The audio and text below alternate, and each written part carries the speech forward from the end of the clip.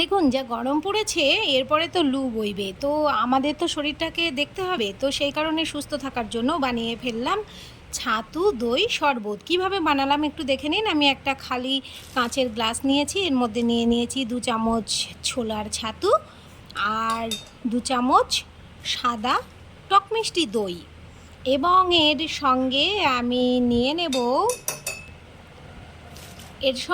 নিয়ে নিয়েছি একটু ফ্রিজের হালকা ঠান্ডা জল। খুব ঠান্ডা নেব না, তাহলে আবার খাওয়া যাবে না। তো একদম হালকা ঠান্ডা জলটা নিয়ে নিয়েছি, আর জলটা এর সঙ্গে মিশিয়ে দিয়ে আমি একটুখানি ছাতুটাকে গুলিয়ে নিয়েছি। আর গুলিয়ে নেওয়ার পরে আমি এর মধ্যে দিয়ে দিয়েছি 2 চামচ চিনি। 2 চামচ চিনি এই কারণেই দিয়েছি যাতে একটুখানি যারা মিষ্টিটা পছন্দ করেন তারা 2 চামচ চিনি দিতে পারেন, আর যারা মিষ্টি পছন্দ করবেন না তাদের চিনি দেওয়ার কোনো প্রয়োজন নেই। কারণ টক মিষ্টি দইয়ে সামান্য একটু চিনি একটু মিষ্টি মিষ্টি থাকেই।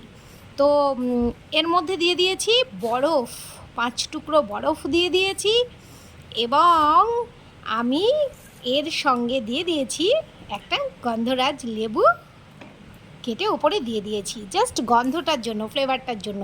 ব্যাস তৈরি হয়ে গেল দই ছাতুর শরবত।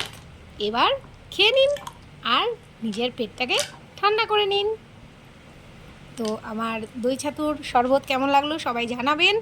আর গরমে আপনাদের এরকম টিপস দেওয়ার জন্য আরও আপনারা চ্যানেলটাকে ফলো করুন, দেখতে থাকুন।